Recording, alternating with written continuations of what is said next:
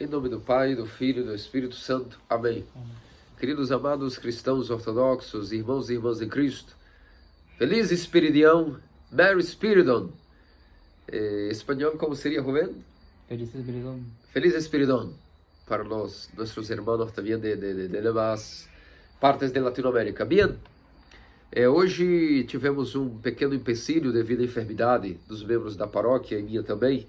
Tivemos um pouco abatidos com uma virose, nada grave, passageira, mas que nos impossibilitou de servir no Santo Altar, mas isso não quer dizer que deixaríamos um dia tão memorável hoje passar em branco, e resolvemos fazer algumas colocações a respeito do dia de hoje em relação a um dia duplo, domingo, que celebra o domingo dos antepassados, o penúltimo domingo antes do Natal, assim também como o dia que se comemora a festividade da festa de São Espiridão, bispo de Trimitos, assim como também São Germano, o primeiro evangelizador da América, São Germano Alasca.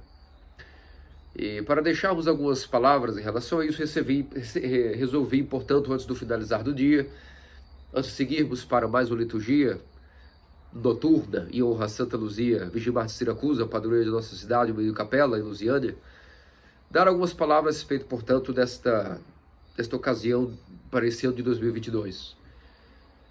O evangelho que foi destinado a hoje, o evangelho de São Lucas, para o 11º domingo de São Lucas, sempre propositalmente, nossos santos padres redigiram que o evangelho lido no domingo dos santos antepassados, onde comemoramos todos os antepassados de Cristo, antes e após a lei, descendentes de Abraão, segundo a carne, antecedentes de nosso Senhor Jesus Cristo, segundo a carne, e descendentes de Abraão, antes e após a lei, foi decidido pelos santos padres que 2 domingos antes da natividade se celebrasse, portanto, do chamado domingo dos antepassados. Como diz, todos aqueles antepassados de Cristo, segundo a carne, antes e após a lei, segundo a linhagem de Abraão. O domingo que vem, o domingo anterior à natividade, celebraremos todos os antepassados de Cristo, desde Adão, especificamente todos que, sendo descendentes ou não diretamente pela linhagem, participaram de alguma maneira com a revelação do Messias. Os profetas e todos os antepassados que de alguma maneira participaram do preparo e do envolvimento com o mistério da encarnação. E é justamente por esse motivo que no domingo, no penúltimo domingo antes da natividade, o domingo dos antepassados, se lê o evangelho da ceia. O evangelho da ceia mística preparada. Esse evangelho nos mostra que o certo Senhor mandou preparar uma ceia.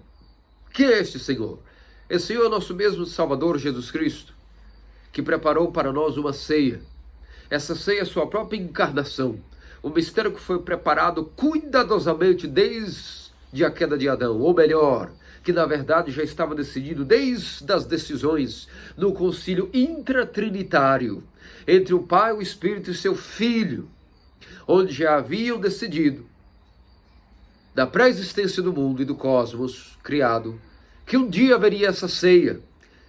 Antes mesmo do mundo ser criado, já havia sido decidido no concílio intratrinitário que haveria uma ceia, ou seja, encarnação, que Deus criaria Adão para nele encarnar, a fim de banquetear com sua criação aquilo que seria a festividade, representada simbolicamente por uma ceia, de ter a comunhão de suas distintas substâncias, a eterna e criada do Criador com a criada humana, que através da encarnação do Filho do Homem, verdadeiro Deus, verdadeiro homem, o Theotropos, possibilitaria que através deste método, desta ceia chamada encarnação, que a segunda pessoa da Trindade encarnasse no verdadeiro corpo de homem, e através dessa natureza humano-divina, toda a humanidade comungasse com o seu Criador, e seu Criador viesse morar no meio de sua humanidade, de uma maneira mística, indissolúvel e para sempre eterna.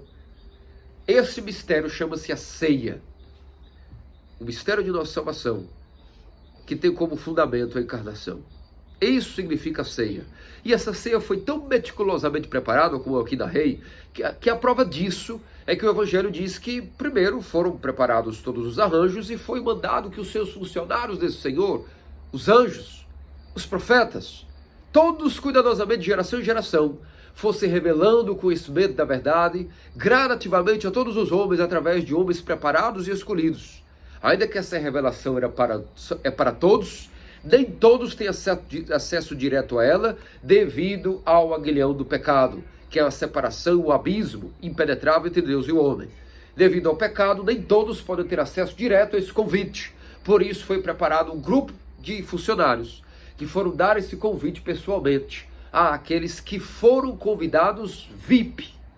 Quem foram esses convidados VIPs? Os primeiros. Se diz que os funcionários foram se dirigir primeiro a certas pessoas que eram convidados de elite, convidados como se fossem os mais especiais para esse Senhor.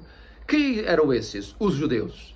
Os judeus, devido à promessa que foi dada a Abraão, foram aqueles que eram os escolhidos para a salvação, como diz o próprio Messias, quando estava discutindo a respeito do erro dos samaritanos com Santa Fotina, diz: eis que a salvação vem dos judeus.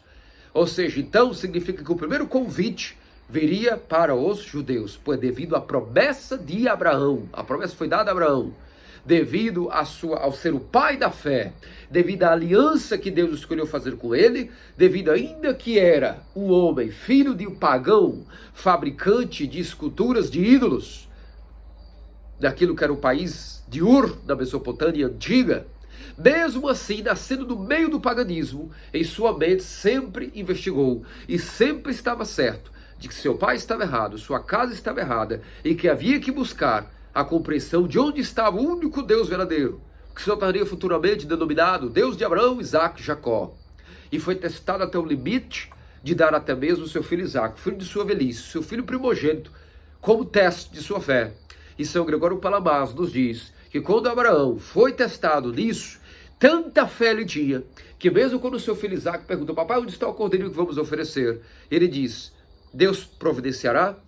Não é que havia hesitação e ele tivesse algum tipo de fé trêmula diante do que aconteceria. Não, ele tinha certeza de que se Deus havia dito a ele de que o Messias viria dele e o único descendente dele seria Isaac, é óbvio que se Deus estava pedindo Isaac, é óbvio que Isaac iria ressuscitar, porque Deus não iria falhar em sua promessa. Então, quando ele estava disposto a matar Isaac, a sua fé era tão grande que ele já tinha certeza que Isaac iria ressuscitar diante dele, para que a promessa divina do Messias dele fosse garantida. Tamanha era a fé de Abraão, e por isso, devido a essa aliança com Abraão, é que a salvação viria dos judeus.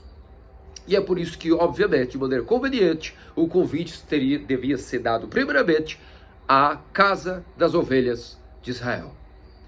Mas o que aconteceu aqui, meus amados cristãos ortodoxos, em relação a este episódio, foi algo muito trágico. O que aconteceu foi que houve uma negação em geral.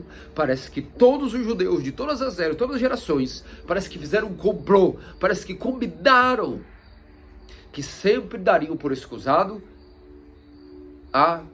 o comparecimento para esse banquete, para este convite. E quando nós vemos, então, todos recusaram, todos deram desculpas de que teriam afazeres e obrigações que os impediriam de estar nesse banquete.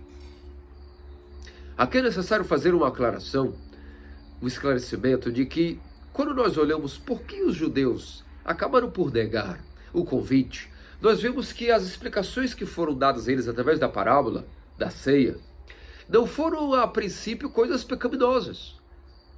O inimigo de nossa salvação, ele é muito esperto. E quando ele tenta nos afastar da comunhão com a igreja ortodoxa, a comunhão com o serviço divino, a comunhão com a participação dos santos dons eucarísticos, ele nunca vai usar de coisas diretamente ruins ou pecaminosas. Afinal de contas, ele sabe muito bem de que isso pode parecer muito evidente aos atentos, e então o inimigo vai usar de coisas extremamente sutis para convenientemente nos desvirtuar daquilo que seria o convite para o banquete. Nós vemos que um disse que não poderia comparecer porque havia comprado recentemente uma junta de bois teria que lidar com seus negócios e não poderia comparecer. Outro disse que teria que preparar-se para o seu matrimônio, para o seu casamento, e portanto não poderia comparecer. Outros disseram que talvez teriam que enterrar um pai, uma mãe, enfim, assim foram dadas as desculpas. Todas coisas plausíveis, coisas lícitas, inclusive, ao homem, benéficas. É bom ao homem que contraia matrimônio e possa gerar filhos para procriar a sua descendência e gerar filhos para a igreja ortodoxa. É excelente que o homem planeje a sua visão de vida e tenha juntas de bois, tenha que simboliza todos os negócios que o homem coloca a mão para produzir renda. Simboliza isso aqui na parábola os negócios e empreendimentos de um homem empreendedor que planifica e progride. Algo excelente para qualquer homem e pai de família.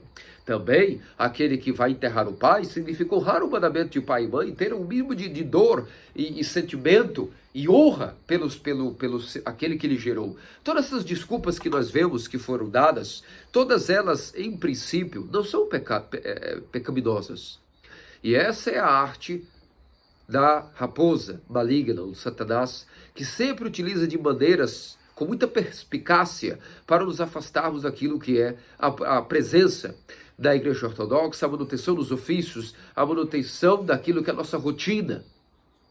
Eu não me refiro a um dia ou outro estar doente ou ter uma afazeira e por uma grande, digamos, necessidade de urgência, faltar um dia ou outro ofício. Isso ocorre na vida de qualquer um, nós somos fracos, temos empecilhos, temos dores, temos doenças, temos também urgências, mas significa negar o convite, desistir de lutar para frequentar os ofícios, de uma tal maneira que os ofícios passam a estar colocados em segundo lugar e coisas secundárias passam a colocar em detrimento daquilo que é o principal, aquilo que são supostos afazeres lícitos e obrigações. Chama-se uma mudança de mentalidade, uma mentalidade que agora mudada torna-se-á tão venenosa, tão perigosa, quanto aquela que é a mentalidade direta de um pecador, que todos nós sabemos que o pecado é afastamento total de Deus, um abismo e separação intransponível entre Deus e o homem, afastamento total de Deus. Só que o demônio também utiliza de coisas lícitas para dar ao homem uma oportunidade errônea, enganosa e de maneira completamente cheia de engenho, de ainda que utilize de coisas lícitas, quando essas coisas secundárias estão em detrimento daquilo que é o principal, o reino dos céus, sua justiça, os ofícios da igreja ortodoxa, a livre liturgia, o serviço ao altar, a presença nos ofícios, a comunhão francante dos santos dons, e nossa mentalidade muda. E nós vamos colocando o matrimônio, significa a mulher, os filhos, obrigações completamente lícitas, mas em primeiro lugar, do que a presença dos ofícios. Nossos negócios, como primeiro lugar, e dando desculpas de que não, nós temos que comer, temos que providenciar o que nos sustenta, e acabamos nos distanciando dos ofícios. Assim como também todo aquilo que é as nossas supostas obrigações, até honrosas nessa vida.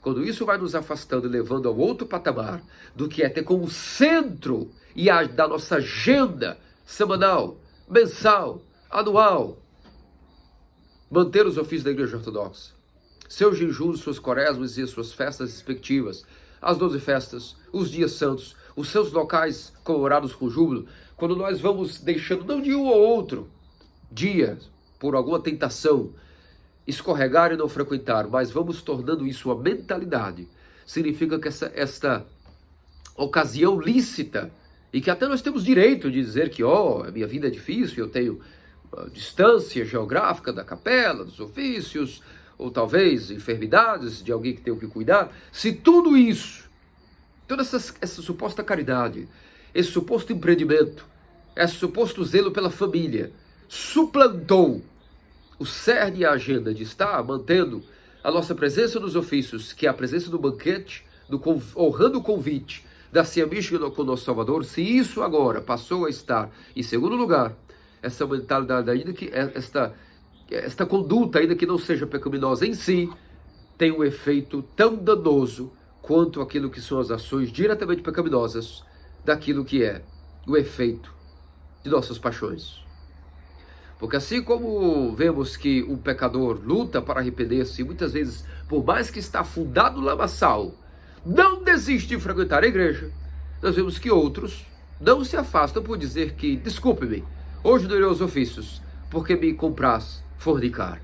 Desculpe, não bons ofícios, porque hoje me compraz e me agrada apostar, fazer apostas e lucrar, produzir mais dinheiro, porque sou muito avarento e tenho um grande apego às minhas riquezas. Vejo que não foram essas as desculpas que foram dadas pelos aqueles convidados especiais, o símbolo daquilo que foram os judeus. Ao contrário, toda a mentalidade devagar foi adulterada dentro do judaísmo, para que gradativamente o objetivo da encarnação, da vida do Messias, que Deus os protegeu no deserto, os fez caminhar 40 anos com a mão poderosa e braço forte, defendendo contra inimigos, invasores, exército, dando comida, dando maná, dando codornizes, todos aqueles milagres, a abertura do Mar Vermelho, todo esse poderio, não era para que se sentissem pessoas especiais, era para que pudesse vir o Messias, era o preparo para a encarnação. Mas eles começaram a entender que era muito bom ter um rei poderoso, era muito bom ter um exército cheio de milagres, uma horda de batalha, experts em derrotar inimigos estrangeiros, e passar a crer-se como escolhidos de Deus de maneira privilegiada, de uma maneira tão errônea com esse privilégio, uma soberba e um orgulho tão grande, que na verdade a vida do Messias passou a ser secundário.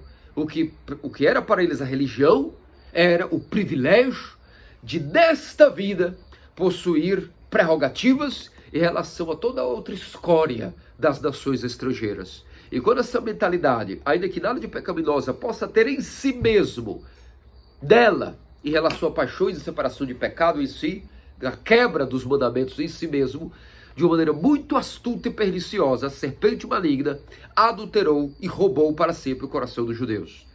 E é por isso que negaram o seu Messias, até mesmo quando o viram presencialmente de carne e osso andando diante deles. O mesmo Deus que falou viva voz com eles da fornalha, dos 3 jovens, que falou com eles da sarça ardente de Moisés, que abriu o Mar Vermelho, todo Deus que para eles era supostamente íntimo e conhecido, tornou-se na verdade um Deus estranho quando andou entre eles no meio de uma figura humana. Humilde que era, nunca intitulou-se o Filho de Deus, e até os demônios proibiu que revelasse sua identidade, crendo que na verdade deviam reconhecê-lo não pelo seu poder e seus milagres, mas pelo seu amor e pela sua pregação de compaixão, misericórdia e possibilidade de perdoar pecados. Mas toda vez que perdoava pecados aos sábados, que curava coxos, dava vida aos paralíticos, ressuscitava os mortos e mostrava compaixão e misericórdia, eles na verdade diziam que realizava esses milagres por poder de Beelzebul.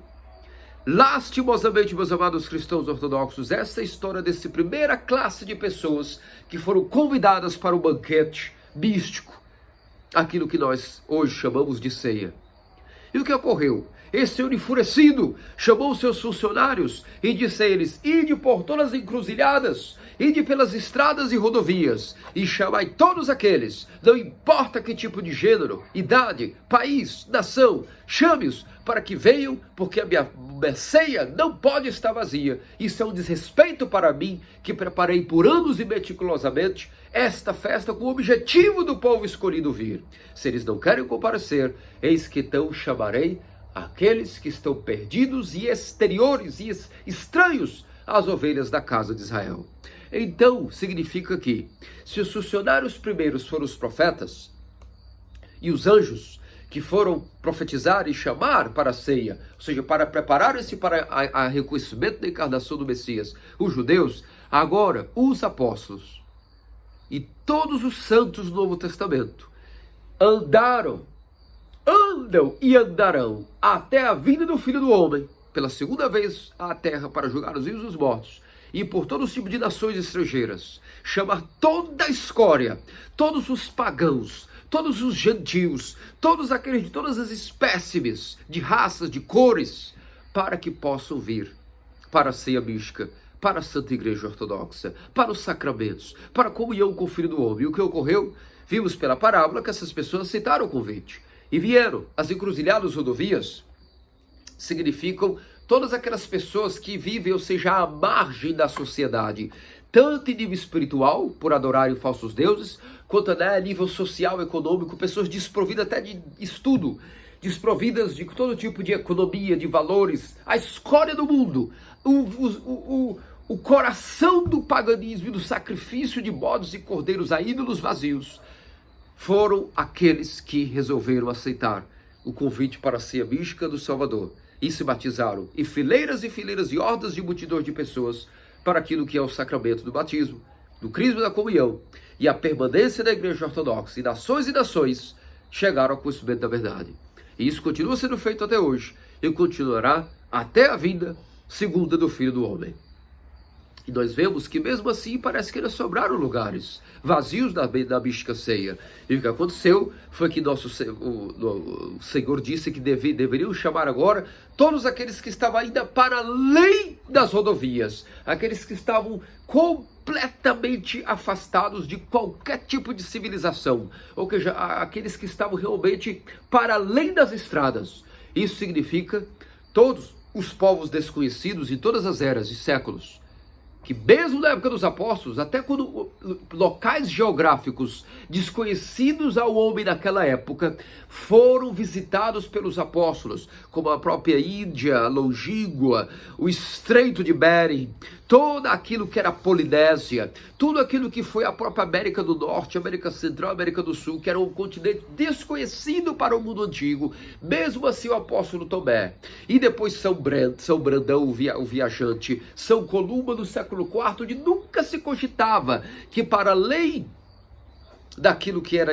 a Anglia e Saxônia, haveria ainda terras a oeste. Mesmo assim, os apóstolos santos como São Columba, São Brandão, assim como também, como já disse São Tomé, todos os lugares mais remotos sempre foram visitados em cada geração, ainda que o mundo não tivesse como abarcar o nível de evangelização. Nós nunca devemos nos preocupar se o conhecimento da verdade ou a ortodoxia está chegando ou não aos confins da terra.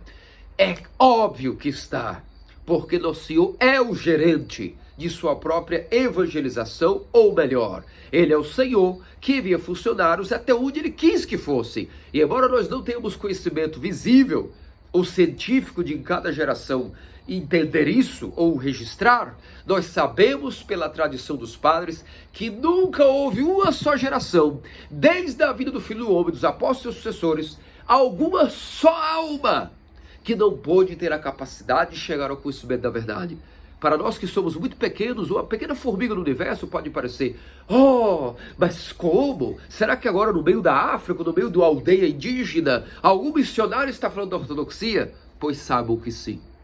Nós não sabemos, mas no dia do juízo será revelado que sim, que alguém chegou, alguém falou, algo pôde ser para eles pregado. E se não aceitaram, não foi culpa de Deus, nem dos missionários, foi culpa deles mesmos. Não quer dizer que por não estar sendo aceita a fé ortodoxa em todos os lugares, que ela não está sendo pregada em todos os lugares. E que não foi sempre pregada em todos os lugares. Mesmo o Ocidente, agora caído, nunca poderá reclamar que não houve toda a geração, mesmo após o século XI, XII, nunca poderá reclamar que não havia a possibilidade de terem se convertido novamente àquilo que era a verdadeira fé.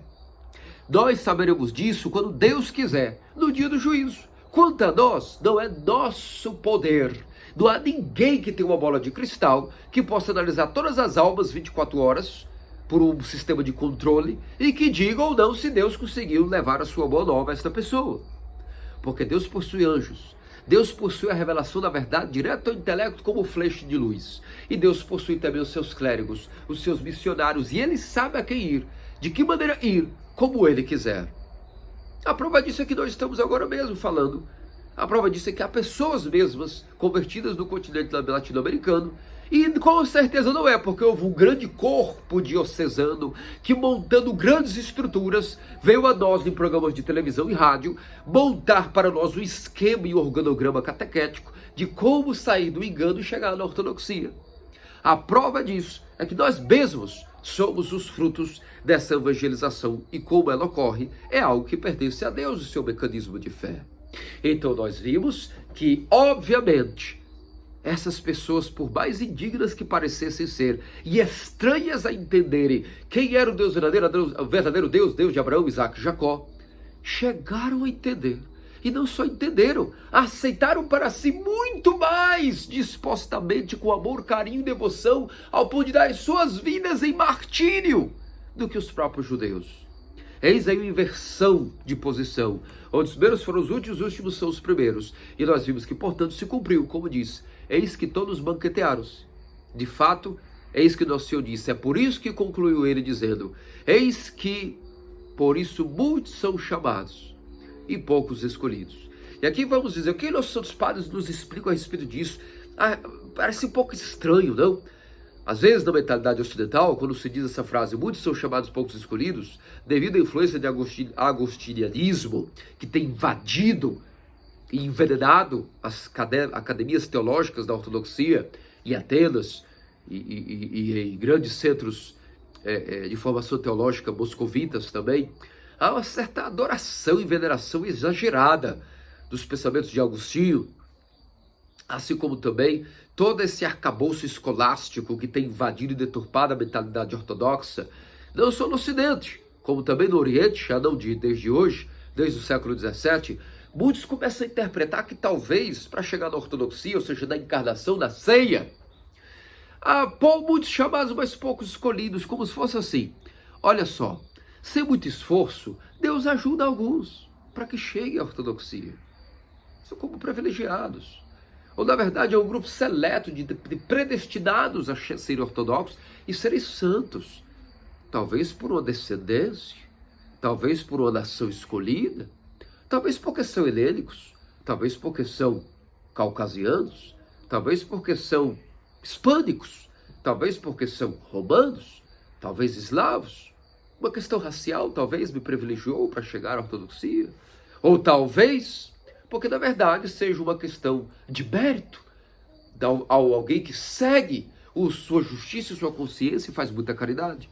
É óbvio que essa mentalidade é muito errada e nada tem a ver com o que nossos santos teófilos padres explicam a respeito de o que significa muitos são chamados e poucos escolhidos. O fato de que muitos são chamados, na verdade, significa que todos são chamados. Poucos são escolhidos devido à seguinte questão. Todos são chamados porque Deus fala na consciência de todos. Venha e escute a minha voz. Por quê? Como Deus fala na mente de todos? A consciência, segundo nossos santos teófilos padres, não é como se fosse a voz de Deus. A consciência do intelecto que diz certo e errado, matar, todos sabemos que é errado. Preservar a vida é algo que todos sabemos, não há por que entrar em discussões aristotélicas ou platonianas. Todos sabemos que preservar a vida é algo bom. Não há que entrar em discussões, não há matéria de ambiguidade aqui. A vida e a sua preservação é um direito universal de todos. O aborto e suas consequências e assassinatos sem justificativa de legítima defesa é óbvio que é algo maligno. O roubo, tirar do irmão indignamente, sem nenhum tipo de mérito, o que ele tem por direito adquirido, o combate à propriedade privada, todas essas coisas não ensinam de ideologias sociais ou políticas. É óbvio que todo homem tem direito a ter a sua propriedade. E qualquer um que negue isso e queira corromper a sociedade através de direitos democráticos está completamente querendo impor opinião pessoal àquilo que é o direito universal. Logo, nós vemos que tudo aquilo que é a prática do mal e a prática do bem é algo que não tem meio termo. É sim, sim, não, não, nu e cru. O caminho da direita, o caminho correto. O caminho da esquerda, o caminho do erro. O caminho da direita leva ao reino dos céus. O caminho da esquerda leva ao Hades e depois ao inferno, que está preparado desde sempre para o diabo e seus seguidores. O caminho da direita é o caminho dos obedientes, das ovelhas, que seguem a voz do pastor e são felizes em obedecerem à vontade de seu Criador.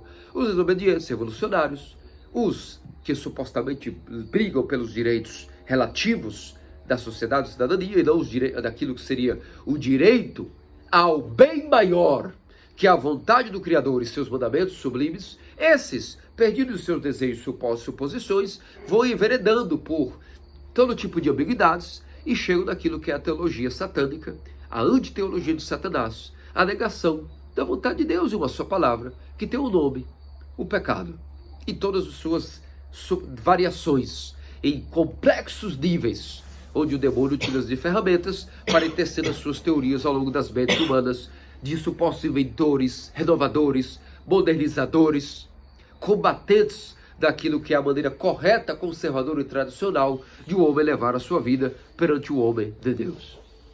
Então, significa que, em toda consciência, Deus fala diretamente ao homem, certo e errado. E nós temos o livre-arbítrio de escolher seguir o certo, seguir o errado, e aqui a nossa volição é muito fraca. Infelizmente, muitas vezes nós conscientemente escolhemos aquilo que é errado, não temos força de resistir, porque também é uma enfermidade adquirida após a queda de Adão, de nossa natureza, que o órgão da alma chamado volição, vontade, ele está quebrado.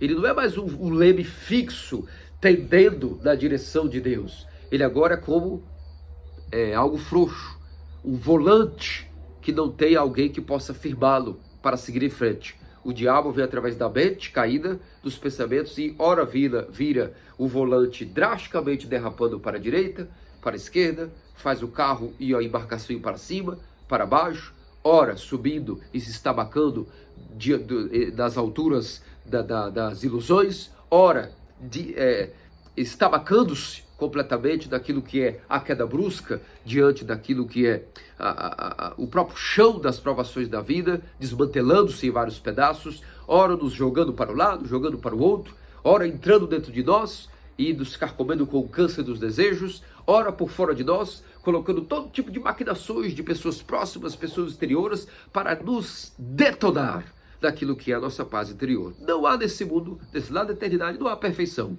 só há combate, só há luta e postura de vencedor ou de perdedor.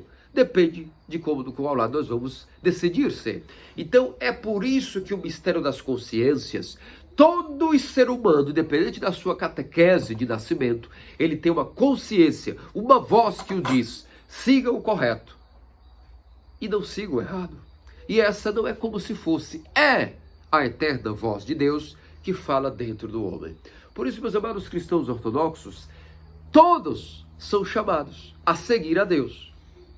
Agora, poucos são os que se fazem escolhidos pela sua própria conduta de vida e são capazes de dar um grande testemunho de vida através dos seus frutos, e não através de uma pregação falada, mas uma pregação vivida. E para isso nós temos o grande exemplo de hoje, de uma pessoa que se fez escolhida na pequena cidade remota de Trímitos, naquilo que era antigamente o mundo antigo da região de Chipre. São Espiridião, bispo de Trímitos. São Espiridião era um homem que era pastor de ovelhas irracionais, mas que mostrou-se um grande e experiente também pastor de ovelhas racionais. Um dos 318, o homem que foi convocado também por Constantino, devido à fama de sua santidade, ainda que não sabia as letras, ainda que já era extremamente idoso e frágil, foi convocado pelo grande imperador de Constantinopla e Bizâncio para defender a igreja, como aquele outrora Abraão, pai da fé, convocou seus 318 melhores soldados de elite. Espiridão estava entre um deles, assim como Nicolau, Assemios de Mirilício, como oramos alguns dias atrás. E por isso, São Espiridão estava ali presente, e a prova de que a nossa pregação chega a todos os confins da terra, em todas as gerações que houveram cristãos ortodoxos, e haverá até o fim do mundo, e que nós não podemos discutir isso com Deus, ou dizer a Ele, reclamar: não é verdade. Talvez alguma ilha no meio da Índia, do Pacífico, ou da América Latina ainda não ouviu a fé ortodoxa. Isso é uma blasfêmia ao Criador. Como dizia São Espiridião, nos prova que isso é uma tolice, esse pensamento de que não há pregação da fé ortodoxa. Como não? Quem diz que a verdadeira pregação é por palavras? As palavras não mudam ninguém, mas o poder que alguém, ao receber a revelação da verdade e vivê-la em si, causa na atmosfera, do mundo e do cosmos, esse poder verdadeiro, e não sermões e palavras, isso atrai em toda geração, como feixes de luz, a todos aqueles que em suas consciências seguem a Deus no seu dia a dia. E a prova disso, meus amados cristãos ortodoxos, é que nós somos um pouco ignorantes ao que significa a verdade. Então vamos recapitular. O que significa a verdade segundo a ortodoxia? A verdade de nossos santos padres não é uma verdade filosófica, não é uma verdade intelectual, não é um endeusamento da ferramenta do intelecto humano em buscar uma premissa da verdade. A verdade segundo nossos padres é a revelação de Deus mesmo, diretamente ao homem. Como ele é e o que ele não é, ele se revela à sua criatura. A Escritura constantemente exalta a verdade de Deus, como se fosse algo tão grande quanto sua sabedoria, o seu amor, a sua compaixão, a sua paz. Eis que a verdade do Senhor permanece e durará para sempre pelos séculos dos séculos. A Escritura constantemente exalta a verdade de Deus como algo que não é simplesmente uma ideia em si mesma. A verdade da Escritura, como dizia o profeta Davi, o profeta Salomão e toda a Escritura em si, eis que conhecereis a verdade vos libertará. Toda essa prerrogativa a respeito da verdade, nunca na Escritura a verdade está sendo reduzida a uma articulação da atividade intelectual e racional de um homem. A verdade, segundo a ortodoxia da Escritura, é elevada a algo para além da contemplação, para além da atividade cerebral, neural, ou de consciência, ou emocional, ou intelectual, mas sim a uma energia de Deus. A verdade, sendo ela mesma Deus, que se revela ao homem através de suas energias, a verdade sendo a luz de Deus, que emana de sua essência e através dos raios de sua divindade, penetra os intelectos humanos com feixes de luz, causando no homem um estado de iluminação, que os gregos chamam de teoria, e nós, iluminação intelectual e espiritual. Significa que algo na razão humana não começou a funcionar e chegou a conclusões. Ao contrário, não há nenhuma conclusão a se chegar. Ao contrário, o homem, aquilo que ele não poderia jamais articular em palavras, em raciocínio ou pensamento, é dado a ele diretamente, como feixe de luz, que com o órgão da alma, que foi feito para captar essa luz, assim como as folhas são verdes, porque são ricas em clorofila, e a clorofila é a substância que, feita de muitas vitaminas e minerais, possui uma composição capaz de absorver a luz do sol e transformar quimicamente esta luz em energia para dar vida à primeira camada da cadeia alimentar e subsistência dos ecossistemas. Também na alma humana, que é um cosmo inteiro criado, a nossa alma sendo ou seja, o mundo criado, possui a sua parte vegetativa, a mente, e ela possui uma certa clorofila espiritual, ou seja, a sua substância é feita de tal maneira que é fotossintética. Ela consegue captar a luz de Deus quando ela é dada ao homem através de suas energias, que são inseparáveis de sua essência.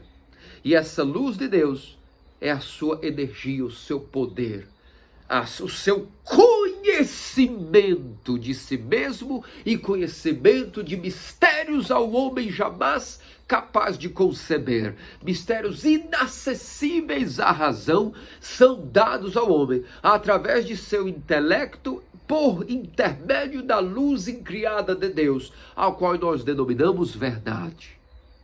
Isso não é filosofia, isso não é discussão, isso não é conclusão, isso não é pensamento, nem atividade mental, nem atividade emocional. Chama-se, como dizem os gregos, uma atividade hiper, ou seja, para além de contemplar algo. Na verdade, o intelecto, nesse momento, ele sofre uma pacificação tão grande que ele não é zero pensamento, mas funcionamento através da energia incriada, chamada verdade, ou conhecimento, ou luz. É por isso que nos santos ofícios da Igreja Ortodoxa, nós constantemente oramos, como véspera da proclamação do Evangelho, por exemplo: resplandece, ó Senhor Cristo nosso Deus, a luz de teu conhecimento em nossas mentes, para que podamos chegar ao pleno conhecimento da verdade. E isso nós oramos através da proclamação do Evangelho.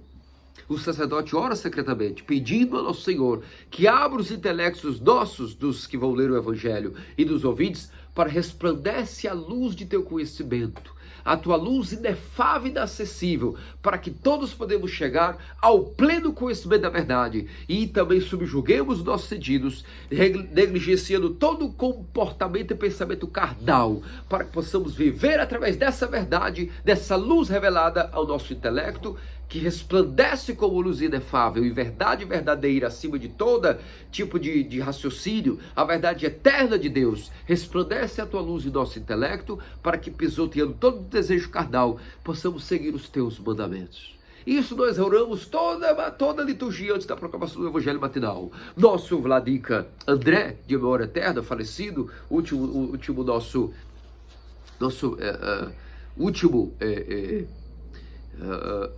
bispo metropolita da Diocese de Toronto, a qual agora tem como locuteres Metropolita Gregório de Boston, sua oração preferida é essa oração, a oração que pede que nosso intelecto resplandeça a tua luz inacessível ao Cristo Deus.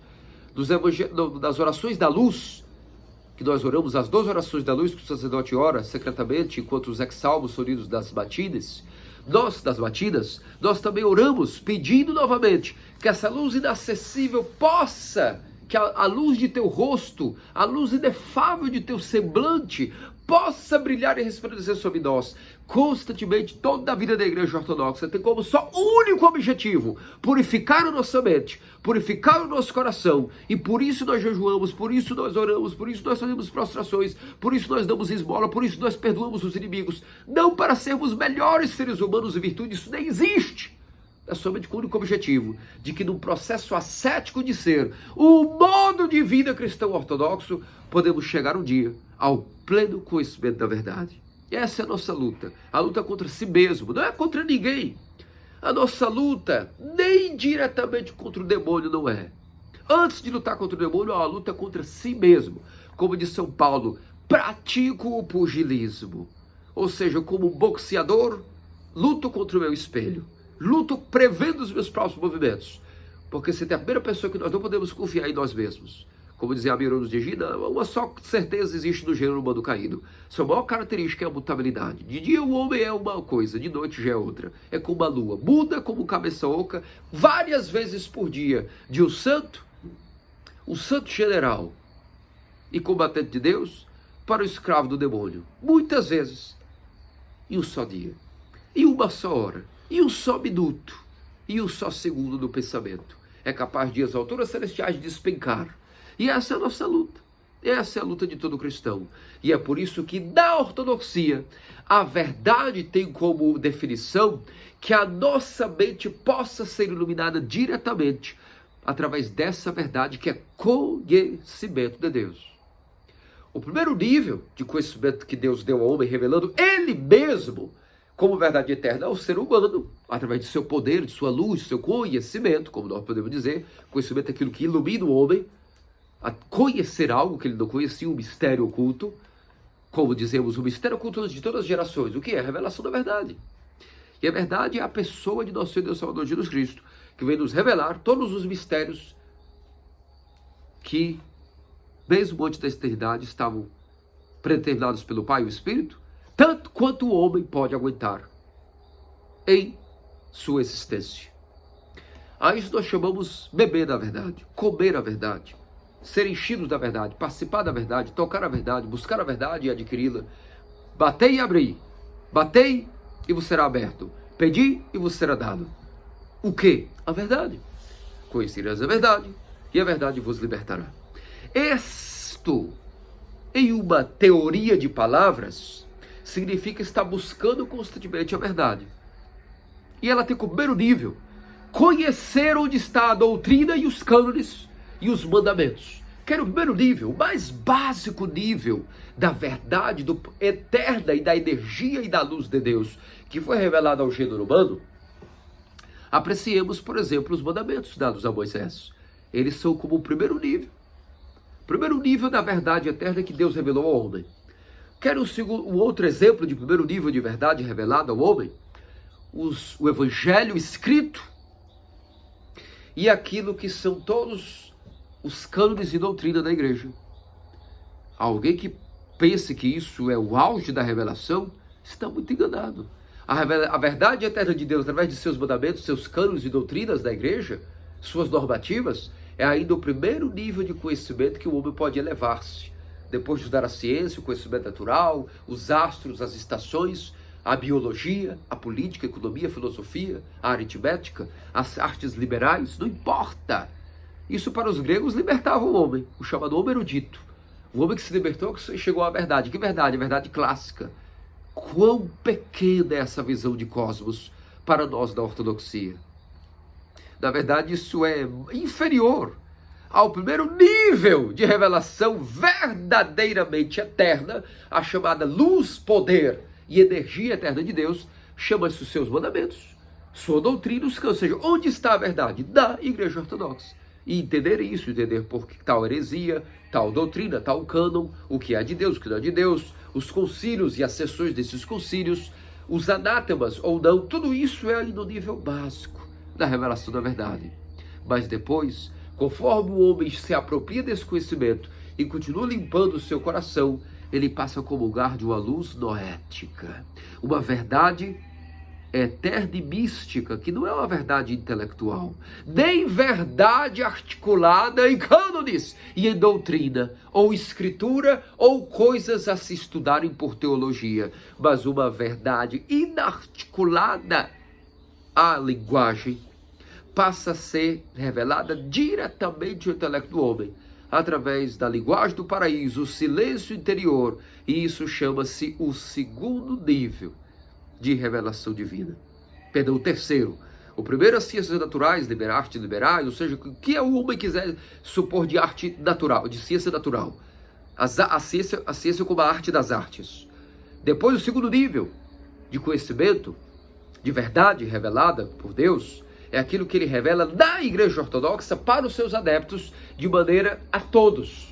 Ou seja, a doutrina e a quem pode vir a conhecer essa doutrina, os seus cânones e os limites do que é verdade e o que está fora da verdade, em nível de conhecimento doutrinal. E o terceiro nível é ainda mais superior que este. É o nível de coisas que não podem ser articuladas em linguagem, mas que o homem conhece de alguma maneira, porque Deus sabe como dar a ele. E isso significa um homem que apropriou-se totalmente de Deus, porque Deus veio morar nele. Ele tanto se purificou, que Deus agora mora tanto nele, ele mora tanto dentro de Deus, que eles passaram a ter uma comunhão tão grandemente que a mente deles está tão acoplada em uma unidade de pensamento, que o pensamento e a mente de Deus é a mente desse homem. Não que elas se fundiram, porque isso é impossível. A essência de Deus nunca se fundirá com a natureza e substância humana, mas elas se comunicam de tal maneira que chama-se o estado deificado, o estado de iluminação, como o homem se fosse um sol criado. Ele tanto recebeu luz, que ele brilha tanto quanto o astro que o está diante dele, como a fonte de seu calor, de seu poder, ou a fonte de sua verdade. Ele tornando-se todo ele também verdade. E se ele todo também é verdade, todos os seus atos, as suas lágrimas, as suas pupilas, o seu olhar, o seu caminhar, as suas tristezas, as suas lutas, dele, ainda que não pareça a alguns cegos, aqueles que podem conhecer, verão a verdade através de seus sofrimentos, através de sua conduta. Tudo que esse homem faz, por mais pecador que possa parecer, ele também está tão iluminado pela fonte da verdade criada, que a sua vida inteira, ainda que ele não abra a boca, é um sol de revelação para as nações. Ainda que ele não escreva livros, ainda que ele não dê sermões, ainda que ele não faça nada, só vive e respire numa caverna, ele é um pregador muito mais eloquente, muito mais potente e persuasivo à sua geração, que todos os grandes bispos e aparentes intelectuais versados em dialética que eu posso ter explicado a teologia. E é isto que caracteriza a vida de São Espiridão Bispo de Trimitos. Quando no concílio de Nicéia, o imperador de Constantinopla convocou São Espiridão, é porque Constantino, que era um grande visionário, sabia que na hora correta poderia usar do poder da verdade de São Espiridão. E então, quando todos estavam perdidos, no meio do concílio, lutando e pelejando com articulado, ário, dialético, cantando e compondo suas composições, negando a eternidade do Verbo de Deus. Atanásio, como diácono, sendo o único que conseguia manter no combate o nível de articulação e argumentos como Ário. Nicolau, perdendo a paciência, no sentido não de paixão, mas no sentido de zelo pela fé, cala Ário com tapa, e sem escrever um sermão contra o arianismo.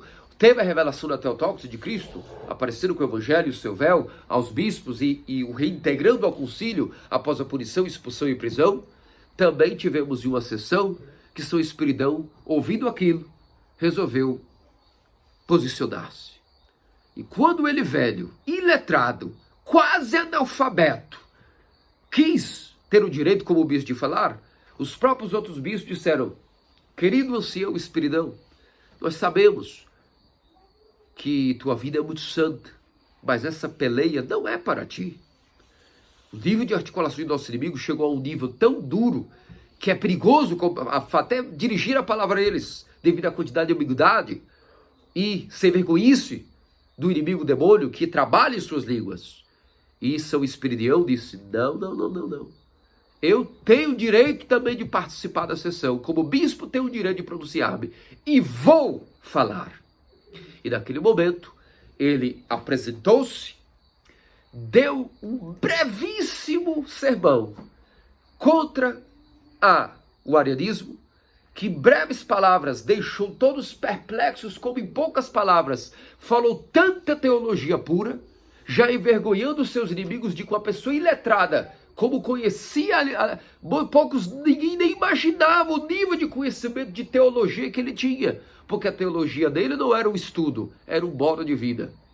E usando de várias palavras cheias de conotações teológicas, em poucos minutos, primeiramente humilhou e calou os arianos e Ário, mas esse não era o seu discurso. O seu discurso seria mostrar o poder de sua verdade, não através de palavras, porque Espiridião não escreveu sermões, não escreveu livros, tampouco São Nicolau de Mirilícia. A vida deles era o livro e o sermão. E ele então utilizou daquilo que Cristo sempre deixou na criação, como vários tipos de mecanismos para que o homem chegue à verdade. E um deles chama-se um tijolo ou uma telha de barro. Às vezes nós não entendemos por que Deus ilumina o homem a evoluir com tecnologias. Mas as tecnologias também muitas vezes são inspiradas por Deus ao homem para o bem. E às vezes, claro, o homem usa essa inteligência para o mal, isso é verdade. Mas já pensaram por que tantas maneiras de se construir? Por que o tijolo? Por que uma telha? E São Espiridão, naquele concílio no ano 325, simplesmente pediu que trouxesse a ele uma telha. E quando ele segurou essa telha, simplesmente disse: olhem e contemplem. E toda a sessão do concílio olhou, e de repente, em sua mão, um fogo místico acendeu, água saiu e desassociou-se do barro, o barro passou a estar no estado mais, digamos assim, maleável, e no escorrer da água e do calor do fogo que misticamente apareceu em sua mão, um pedaço de telha ou de tijolo de barro foi dividido nas 3 composições que, ainda que sejam diferentes, constituem uma só substância e objeto final: um tijolo de barro, uma telha de barro, aparentemente aos olhos barro, mas feito de calor, de umidade de água e de terra, de lama. Acaso, disse São Espiridão, não é assim a Trindade? O Pai não é o mesmo que o Filho, não é o mesmo que o Espírito? 3 pessoas distintas, mas são de uma só substância, um só elemento, um só Deus consubstancial, divisível em uma só essência, divina e eterna. E nisso, com o poder da verdade, não falado em palavras, mas devido a ele viver em sua vida santa, era tão fiel em suas atitudes secretas e seguir os mandamentos, que a sua verdade se revelava através de seus atos. Por isso que nós cantamos a São Espiridão o mesmo tropário que cantamos a São Nicolau. Eis que os atos mostraram-te e revelaram-te ao teu rebanho, como a regra de fé, o modelo de mansidão e o mestre da abstinência. Isso significa que A verdade, seu espiridão, não era algo intelectual, nem um mecanismo de raciocínio. Era a verdade, era o modo de vida que ele vivia. Através dos mandamentos que ele cumpria, do coração purificado que ele adquiriu, que Deus veio morar nele. E, portanto, ele era a verdade. Ele era a verdade daquele concílio, porque a sua vida toda era vivida conforme a verdade. Ao contrário, quando nós temos uma pessoa que a sua vida é uma fraude, quando nós temos uma pessoa que não segue os mandamentos, quando nós temos uma pessoa que na verdade é um farsante, ainda que ele dê os maiores discursos e sermões, os frutos de sua evangelização são nulos, porque essa palavra na verdade ela sai e ela se dissipa no ar, porque os seus frutos e a sua conduta não são vinculadas com aquilo que é a verdade eterna, do cumprimento dos mandamentos, dos cânones e doutrinas da igreja. Ele é um farsante, e por mais que dê um discurso apaixonado, isso não vai como imã ou como fluxo de luz atrair ou penetrar nos corações dos fiéis. Assim como saiu, vai e não traz frutos.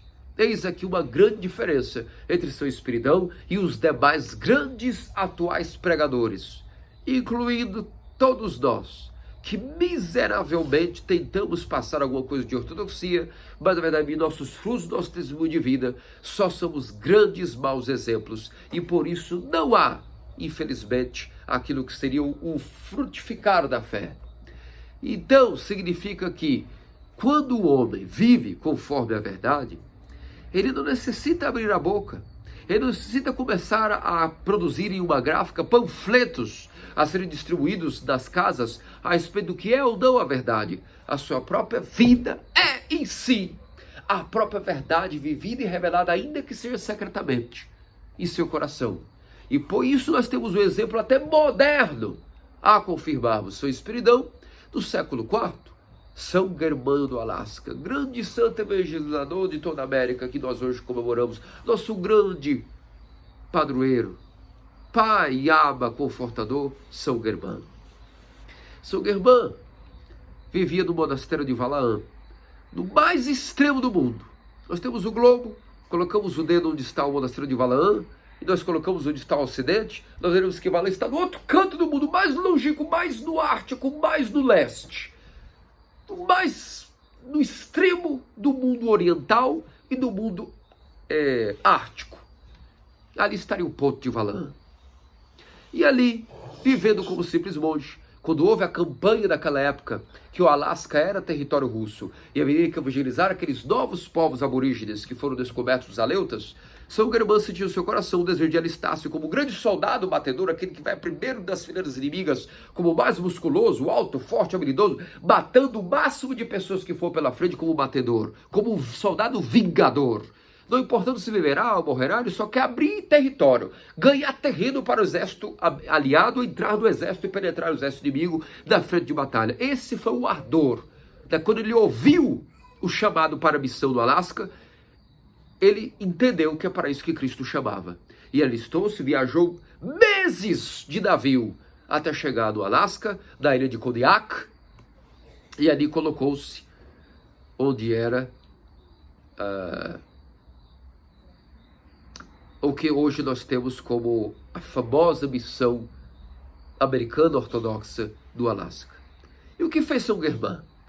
Acaso começou a pedir à igreja que lhe desse ordens, porque, sendo um simples monge, necessitaria para começar a evangelizar esse povo, no mínimo tem que ser um diácono, ou talvez um presbítero, mínimo, né? Afinal de contas, tem que ter liturgia no local para evangelizar. Imagine, senhor bispo, moscovita, arquimandrita, bispo, egúmenos, intercedam, mandem abades, mandem presbíteros, ou me ordenem, talvez já metropolita. Afinal de contas, eu fiz minha parte, me coloquei como missionário, agora você tem que fazer por mim, me dei agora um cargo. Não é isso que, infelizmente, é a mentalidade da América Latina, que tristemente todos os dias nós recebemos e-mails e telefonemas de pessoas que supostamente querem evangelizar o Brasil ou a América Latina e dizem: olha, nós queremos muito ser ortodoxos. Nós, glória a Deus, que maravilha, irmão. Vamos nos preparar então, querido irmão, querida irmã, para que possamos ensinar o catecumenato e de pouco a pouco nos conhecermos, indo aprendendo essa grande alegria, que é renunciar às trevas da ignorância e participar da luz da ressurreição de Cristo. E as pessoas dizem: sim, exatamente. Significa na prática que quando será o meu batismo e quando marcaremos nossa ordenação. E para grande tristeza, com grande decepção, dizemos: infelizmente não entendestes absolutamente nada do que é a vida apostólica, nem o chamado dos apóstolos quando foram chamados a evangelizar as nações, nem tampouco o que é que Cristo veio fazer na terra enquanto vivo e o que é que ele deixou como ordem da Igreja Ortodoxa a continuar. Não entenderam absolutamente qual é o nosso papel.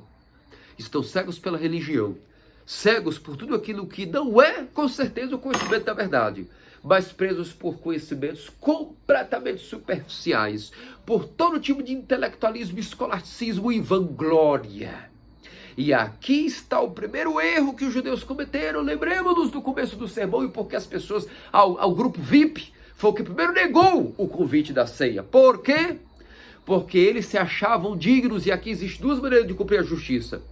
Quando nós cumprimos a justiça e os mandamentos, exigindo coisas da igreja, porque somos piedosos e santos, e querendo não exigir que a igreja nos sustente, nos dê esmola, nos dê salário, nos dê cargos clericais, nos monte capelas, nos dê condições materiais, ou até mesmo, até mesmo condições eclesiásticas, puramente falando. A igreja não nos deve nada.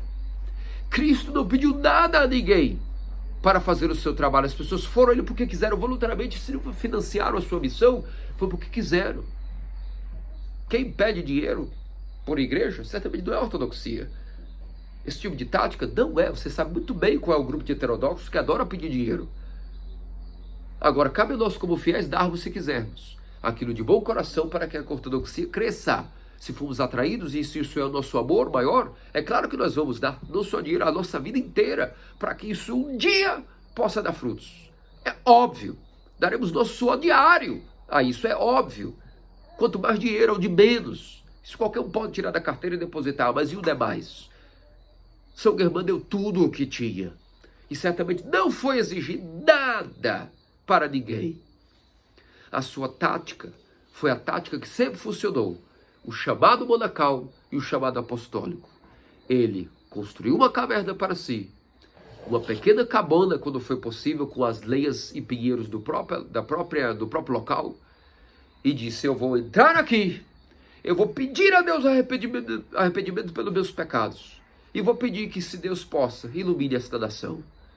E após 40 anos vivendo e jejuando, as quaresmas, o frio do inverno, as tristezas e os demônios e os ataques dos espíritos malignos que apareciam a ele em todos os tipos de níveis de desespero, de repente, como fecho de luz, como imã, aqueles nativos começaram a ver aquele homem ermitão no meio de sua terra e disseram: esse homem não é daqui, isso é alienígena, mas não porque é estrangeiro e tem uma pele branca, ou um corpo loiro de ser, ou outro idioma. Esse homem já não é da terra. Há algo aí que já não é desta constituição mais. E nós queremos conhecê-lo, nós queremos estar perto dele. E sem dar um sermão, sem escrever um só escrito, um só livro, São Germán, purificando o seu coração, chorando os seus pecados, fez do seu coração um trono a qual Deus veio morar e habitar. E os próprios nativos começaram a se aproximar-se dele. E então, vendo depois a missão russa, que houve adeptos, resolveu ajudá-lo, dar uma mão para ele, dar agora um staff a esse grande vingador que abriu terreno no espaço inimigo, e começou a enviar os primeiros clérigos devagar para poderem batizar os primeiros cristãos.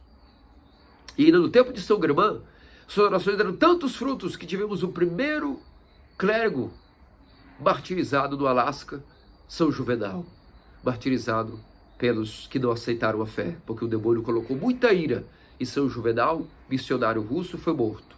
E o primeiro nativo americano morto em toda a evangelização ortodoxa, São Pedro Aleuta, cuja memória também hoje comemoramos, o primeiro mártir a irrigar o solo da América com seu sangue. E o que fez São Pedro Aleuta quando vieram reivindicar dele? Por que essa fé? Frades franciscanos latinos primeiro cortaram o seu dedão e falaram: larga essa fé maldita, seja católico apostólico romano, reconheça o Papa como seu líder. E ele disse, a única coisa que fez, persignou-se o sinal da cruz e não deu nem um sermão nem nada, apenas disse, e se cruzou: sou cristão ortodoxo. E então arrancaram todos os seus dedos do pé, todos os seus dedos da mão, cortaram os seus membros, o esquartejaram quando ele entregou sua alma ao Espírito, seu Espírito a Deus. São Irmão, orando de sua cela, anunciou a todos e ergueu suas mãos ao céu, porque viu um feixe de luz, um pilar, que subia do local do martírio até o reino dos céus e o paraíso, onde foi imediatamente a alma de São Pedro alenta. E São Guermão orou e revelou a todos como profeta, como se tivesse uma bola de cristal: eis que a América recebeu agora o seu primeiro mártir. E esse solo irrigado por esse sangue, não com os sermões, não com nada, com a verdade incriada de Deus, o poder de Deus, o conhecimento de Deus, a energia de Deus, através de um testemunho divino, não de sermões e pregações, não de ideias doutrinais que são do segundo nível de conhecimento, mas o conhecimento mais elevado, que é que o homem que vive dentro do seu coração a verdade de Deus, esse tipo de verdade, ela é muito mais poderosa e eloquente no silêncio dos corações que são conectados, a natureza humana é conectada. E quando o homem está iluminando, e o fluxo da graça é muito maior dele, o cano de seu coração está chumbado no ventrículo interior chamado nous, e o fluxo de energia é tão grande, que ainda que todos os seres humanos ao seu redor sejam péssimas influências e estejam levando ele água suja, um só homem com a bomba muito mais poderosa dentro de si, que é a verdade revelada de Deus, tem como bombear de volta devagarinho aos corações as impurezas, voltar essas impurezas aos esgotos e levar aos homens que estão preparados aquilo que é o conhecimento da verdade, simplesmente pela graça que habita em seu coração e que iluminará aquela geração. É por isso que nós vemos na vida de São Guilherme outro exemplo magnânimo, de onde primeiro a ceia mística tem que ser preparada e realizada, dentro do altar de nosso coração. Assim também foram os apóstolos. Tudo isso pode parecer estranho, esse método missionário que os evangélicos, os protestantes e os católicos romanos querem ter, ser algo muito planejado, cheio de organograma, e daqui a tantos anos faremos tais missões e teremos tais orfanatos. A missão ortodoxa é a missão verdadeira e ela vive. Como os apóstolos faziam, onde 2 ou 3 que estavam preparados para o cristianismo o recebiam, ali se começava a orar, manter os jejuns e orar em nome do Deus Cristo Salvador. Quando era possível e não havia impedimentos, um presbítero era ordenado para a sua família. E se era clérigo, a pessoa começava a realizar as liturgias dos dias corretos, e dessa liturgia, em uma casa doméstica, que tornava-se um templo eclesiástico, desse arredor as pessoas começavam a vir. Por quê? Atraídos milagrosamente pela graça.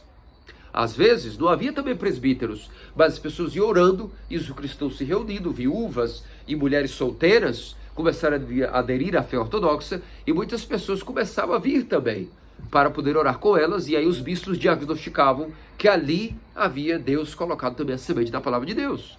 E assim os apóstolos, onde viam essas pessoas recebendo a fé e desejando, iam estarão futuramente, conforme a força de cada local, primeiro missões, depois paróquias, reitorias, às vezes, quando necessário, para uma comunidade grande, uma eparquia ou uma diocese.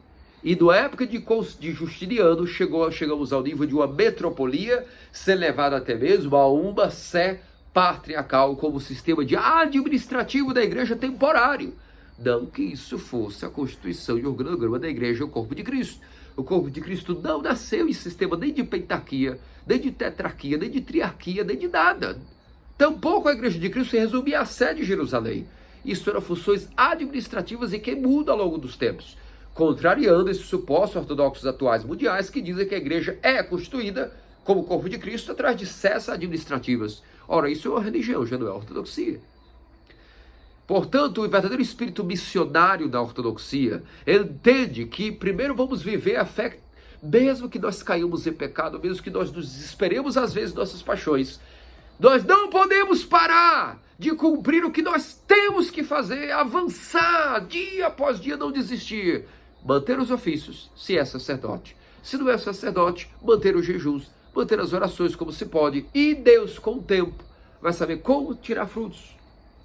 E outra conclusão é que esses frutos não vêm da própria geração, da missão, do missionário, do evangelizador. Na época da missão de São Guilherme, Ele morreu e houve sucesso aparente, mas ele, ou seja, deixou seus frutos. Mas o que aconteceu foi que logo, na mudança do século XIX para o XX, o território do Alasca foi vendido aos Estados Unidos e, obviamente, como não possuía os Estados Unidos uma fé ortodoxa, essa missão foi dissolvida, o monastério de Valin se recolheu e a missão desapareceu completamente. Somente novamente nos tempos de São Tikhon, que foi colocado como metropolita em Chicago e, vamos dizer assim, no leste dos Estados Unidos, quando estava ali como metropolita, organizando as dioceses recém-fundadas da América, antes da Revolução Bolchevique, percebeu, temos que reinaugurar aquela missão que foi a primeira de nós. E então resolveu, através de seus esforços, do Patriarca Tikhon, reinaugurou a missão do Alasca. E quais foram os frutos dessa missão que foi reinaugurada? Nenhum! Veio o bolchevismo e detonou novamente a Rússia, esmagando-a. Mas após a Revolução Russa conseguir que os imigrantes escapassem, houve definitivamente a fundação da Igreja Ortodoxa Russa no exílio, e houve como não só estabilizar, mas finalmente dar frutos reais. E quais são os frutos dessa evangelização de São Germain, que passou por fase de altos e baixos, e ele mesmo não viu sucesso? Os frutos somos nós mesmos. Hoje eu que vos falo, ordenado em Boston, nosso monastério de Transfiguração, fundado em 61, com o Betaquion do Monte Athos, dos Estados Unidos, Jordanville, fundado em Nova York, através dos esforços de outro Abade Panteleimon também, e outro grupo de missionários que também, imigrantes, fundaram o monastério de Jordanville. Esses dois grandes centros espirituais foram novamente reinaugurando e restaurando na América, mesmo após a Revolução Bolchevique, um novo oásis e deserto da igreja, quando todo o mundo oriental estava sob a inovação e renovacionismo do sergianismo, movimento de novo calendário, teomaquismo, comunismo, todos os ismos, o dragão vermelho que vomitava contra a igreja, e ela fugiu para o deserto. Qual deserto? Os frutos que São Germain deixou quase 200 anos semeados por ele em seu solo. Toda semente, ainda que não brotou, ela está no ambiente, no estado dormente. Basta que venha um pouquinho de umidade, um pouquinho de movimento do solo e ela rebrota. Assim foram o sangue de São Pedro Aleuta, que irrigou o solo da América, e as orações de São Germain como adubo espiritual, fizeram com que na nossa geração houvesse frutos de missão bem instaurada em toda a América do Norte e Canadá, e até mesmo nós, miseráveis, na América Latina. Onde temos hoje, só no nosso Sírio de Missões em Guatemala, Colômbia, Paraguai, Brasil, e que outros países também possam aderir. Por isso, África, até a Rússia agora recebe um pouco de ajuda, devido às nuances atuais da fé, de guerras e outras questões. Até mesmo a América agora ofereceu e continua oferecendo sucessão apostólica para a Grécia, para a Romênia, para a Bulgária, para a Rússia, todos esses países, Ucrânia, continuam recebendo iluminação através da missão de São Germain, que proliferou, deu frutos, floresceu e germinou esses frutos modernos que somos nós. Que sirva isso de referência, porque nós somos muito decepcionados, claro, cotidianamente, vendo que os nossos frutos são quase nulos. Todo o nosso dinheiro, nosso esforço parece que é uma perda de tempo às vezes, e pensamos, será que vale a pena? O que é que eu estou fazendo aqui? E tanta idiocracia, e tanta ingratidão, e pessoas que negam muitas vezes com todo o nosso tipo de esforço missionário. Mas nós nunca estamos no local para as pessoas deste local. Estamos no local para os que querem deste local conhecerem a Deus e que já são de Deus. E aqui quero concluir todo esse sermão com a seguinte questão: muitos são chamados, poucos escolhidos. Significa de uma vez por todas, meus amados queridos cristãos ortodoxos, aquele que é de Deus pode receber a evangelização e se tornar um escolhido. Aquele que não é de Deus não recebeu, não vai receber e jamais receberá a fé ortodoxa. E aqui nós vemos uma grande mentalidade que tem nada a ver com que as pessoas ficam cogitando em falsas expectativas para que a evangelização é a missão. Alguém pode dizer, mas como alguém é de Deus sem ter recebido a evangelização? Não se torna de Deus aquele que foi catequizado pela Boa Nova? Negativo. Isso nunca foi e nunca será. Para que a pessoa escute Deus, ela antes tem que ser de Deus. E isso quebra todo emocionalismo de medir quem poderá chegar ao conhecimento da verdade. Repito, aquele que já é de Deus, reconhece a ortodoxia como seu lar, docilar, quase que imediatamente. Aquele que não é de Deus, ainda que todas as pedras virem novos Abraões e digam a eles, eu sou da fé do Deus verdadeiro, eles dirão, não me interessa, sou da Babilônia, da Pérsia, sou do mundo e continuarei do mundo. Isso significa ser de Deus antes da pregação da verdade? Pode isso ser possível? Como se dá? Aqui existe um mistério que voltarei. Lembre-se, o mistério da consciência.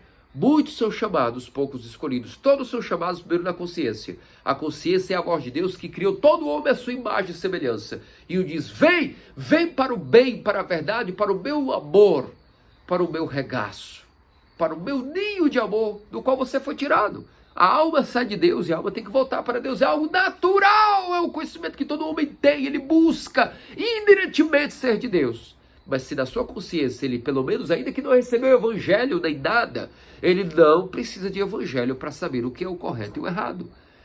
A própria ciência, a própria psicologia caracteriza como alguém que negue o padrão da normalidade como um degenerado, ou um desajustado, ou um doente. Qualquer pessoa, não é porque tem religião que ela será medida da justiça, ou da moral, da ética, ou pelo mínimo de bom senso, como enfermo ou não. Enfermo é aquele que nega até os princípios básicos daquilo que é uma conduta mínima. Agora, se queremos ir para um nível mais profundo, independente de ética, de moral, que ainda são níveis muito pequenos para analisar o ser humano, das profundezas do coração tem o de um homem moral, um homem que não é ético, um homem completamente desajustado, degenerado. Mesmo assim, pode ser que ele não, em sua consciência, escute a voz de Deus e diga, eu quero mudar. Eu não sei onde estás, ajuda-me. Não me deixa morrer sem conhecer a verdade, seja qual for. Eu não sei nem por onde procurar, não sei quem és, não sei nem se existes. Como Santa Bárbara, que só de olhar por uma janela, a história da famosa Rapunzel é Santa Bárbara. E ela queria buscar onde estava alguém que criou esse universo complexo. E começava a analisar os deuses romanos e pagãos e gregos e dizia, isso não pode ser verdade. É tanta sabedoria que você tem que vir de uma mente muito mais complexa do que esses deuses que me pregam. Então, primeira conclusão, só existe uma mente por trás dessa criação, eu só não sei quem é. Mas eu vou olhar para essas estrelas, ei, você aí, onde estás, quem és? E um dia Cristo apareceu a ela e disse, Bárbara, sou eu. Eu fui o que eu criei, sou eu que falo contigo. Então, esse anel, agora sou teu noivo e tu és minha esposa. Só que a nossa relação já vai ser muito direta e extremamente fervorosa e apaixonada. Tu sofrerás por ser minha noiva um martírio que preparei para ti. E ela, a partir daí, foi torturada pelo seu próprio pai, mandada a verdugos e testificou a fé em nosso Senhor e Salvador Jesus Cristo, sem ninguém nunca ter ido à sua torre pregar a ela nenhuma evangelização. Por isso, aqui dei vários exemplos de São Espiridão com seu testemunho de fé, São Germão com seu testemunho silencioso de oração monástica e silenciosa em sua ermida. E de que também Santa Bárbara, após a perseguição, durante a perseguição dos mártires, e tantos outros exemplos que não me cabe aqui hoje narrar, mas que nos revela que o verdadeiro conhecimento da verdade, primeiro tem que ser escutado pelo homem, sua consciência, significa isso ser um homem de Deus. Aquele que já tenta, ainda que cheio de fraquezas e debilidades e pecados, mesmo assim ele não desiste lá dentro de sua consciência de dizer, eu quero a verdade, Senhor, ó verdade suprema, ainda que não tenhas nome, energia suprema, cosmos, luz, cérebro infinito, motor imóvel, sabedoria indizível, filosofia suprema, seja o que for. Revela-te a mim, mostra-me quem és. E isso eu tentarei buscar até morrer. Se uma pessoa segue essa voz de Deus no seu coração, Deus, obviamente, quando encontrar maneiras do mundo visível de revelar-se a essa pessoa entenderá, sim, através de uma missão ortodoxa, através de uma liturgia que está sendo realizada nos arredores, através de um ícone que talvez a pessoa veja e nunca tinha visto, nunca imaginava o que era, através de pisar por acaso, por acidente, numa igreja ortodoxa, ou simplesmente sentindo essa energia que ela pede, ei, ajuda-me, Onde estás? E ela vai sentindo como que uma intuição, levando ela a entrar em um site, ou a buscar um livro, ou a ler algum filósofo antigo como Platão, que disse: um dia haverá um Deus crucificado. Há vários exemplos de que se a pessoa não deixa de se agarrar a essa consciência, então ela é de Deus primeiro, escutando a voz de Deus internamente. Então, quando na hora correta um profeta, ou um padre, ou um bispo, ou um monge, ou um missionário realizar uma liturgia, ou dar um sermão, ela entenderá: era isso de que eu estava falando com a minha consciência. É isso que a minha consciência queria um dia me mostrar e eu não sabia onde. É isso que eu procurei a minha vida inteira e agora encontrei. Por isso, quem já é de Deus pode escutar a voz de Deus de maneira exterior quando recebe uma pregação verbal. Mas se ela não já era de Deus dentro do seu coração, seguindo a sua consciência, ainda que os anjos revelem todos os mistérios dessa pessoa, não significará absolutamente nada a ela se ela não estava buscando ser de Deus, através de ao menos seguir a sua consciência, tentando fazer minimamente aquilo que é uma conduta agradável segundo a sua consciência, tentando seguir o bem, seja como ela puder entender até a noção do que é esse bem, pelo menos que ela é honesta em tentar seguir esse bem. Se essa pessoa é assim, então ela é de Deus. Depois Deus vai mostrar a ela até o que significaria de uma maneira muito mais profunda e complexa o que é a noção de bem, porque o bem mesmo é Deus, e o mal é a ausência de Deus. Então ser bondoso ou praticar o bem é viver a vida em Deus. Então aí existirá bem relativo, mal relativo, porque até o bem, se não é de Deus, não pode ser chamado de bem. E o mal, muitas vezes, se colocado em Deus, pode realizar um bem. Depende de qual é a situação. Por isso, meus amados cristãos ortodoxos, bastante profundo, denso, mas muito bem amarrado, os temas da Santa Mística Ceia, o banquete que foi preparado para os primeiros judeus, os especiais convidados, depois aos pagãos, e aqui exemplos de como, tanto da Grécia com Chipre, São Espiridão, também com os russos, e depois a América, através de São Germán, depois em todos os confins da terra, e até mesmo nós, brasileiros, latino-americanos, paraguaios, guatemaltecos, colombianos, mexicanos, todos vamos pouco a pouco tendo a graça em vários níveis de possibilidade, cada contexto, para aquele que é de Deus, chegará a ele no momento correto o verdadeiro conhecimento da verdade. Não através de teorias e doutrinas explicadas em rolos de grandes especialistas em teologia, mas a verdade eterna, vivida por alguém que a vive e revelada como que por osmose a alguém que está buscando num determinado contexto histórico, numa determinada época. Peçamos pelas orações de São Espiridão e Trinitas e São Germán do Alasca, que nós possamos também nós, agora que nos foi revelada essa verdade, que a mantenhamos até o fim, não desistamos dela, e que vergonhosamente que possa parecer a nós, que temos essa verdade, mas não a vivemos, então nossa pregação é fraca. Mas quem sabe Deus, sua misericórdia, vai nos purificando e o nosso testemunho de vida poderá ser muito mais poderoso, salvífico, penetrante e eficaz do que as nossas vãs palavras passageiras. Que disso, nosso Senhor Deus Salvador Jesus Cristo, faça-nos dignos pelas orações do Suplício Mãe Teotocos e Virgem Maria e todos os santos. Amém. Feliz Espiridão a todos.